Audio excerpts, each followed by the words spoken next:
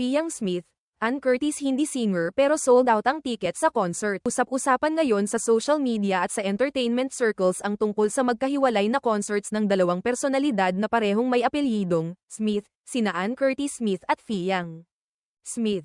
Ang intriga, hindi raw sila mga professional singer, pero bakit nga ba sold out ang kanilang mga concert tickets?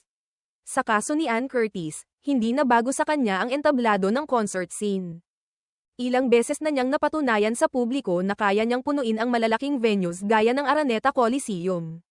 Bagamat hindi siya itinuturing na tradisyonal na mga awit, ipinapakita ni Ann sa bawat performance na siya ay isang total performer. Ibig sabihin, hindi lang siya kumakanta, sumasayaw siya, nag-e-entertain. At may karisma na talagang humuhuli sa atensyon ng audience. Maraming tao ang nagtatanong, bakit kaya maraming bumibili ng tiket kung hindi naman siya biriterang, mga awit?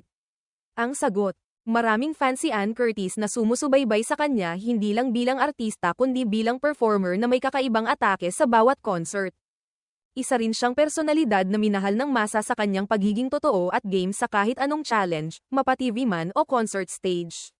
Samantala, bagong pangalan pa lamang si Fiang Smith sa mundo ng live performance. Sa katunayan, ito ang kanyang kauna-unahang concert. Pero laking gulat ng marami nang malaman na sold out agad ang kanyang show sa New Frontier Theater. Isa ito sa mga mas maliliit kumpara sa Araneta.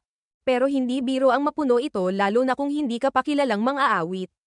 Para sa isang baguhan sa larangan ng concert performance, malaking bagay na agad siyang sinuportahan ng publiko. Marami ang nagtaka, paano nakabenta ng maraming tiket si Fiang? Ang sabi ng ilang netizens, maaaring may malakas siyang fanbase online. Baka rin naging curious ang mga tao sa kung anong klaseng performance ang kanyang ihahandog. Ayon sa mga naunang dumalo sa concert, may kakaibang timpla ang performance ni Fiang, may halong comedy, drama, at audience participation. Bagamat hindi raw siya pang mainstream na singer, may sarili siyang estilo na kinagat ng mga manunood. Sa kabila ng mga tanong at puna, iisa lang ang malinaw. Parehong may hatak sa tao sina Ann Curtis at Fiang Smith.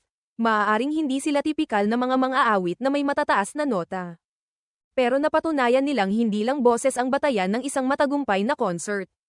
Isa rin itong patunay na malaki ang papel ng karisma, personalidad, at koneksyon sa audience sa tagumpay ng anumang live performance. Ang tagumpay ng kanilang mga concert ay nagpapakita rin ng pagbabago sa panlasa ng mga manunood.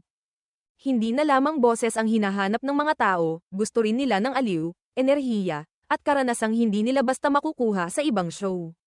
Dahil dito, tila mas lalong lumalawak ang definisyon natin ng salitang performer. Sa huli, maging si Ann man o si Fiang, parehong nagbigay saya sa kanilang audience.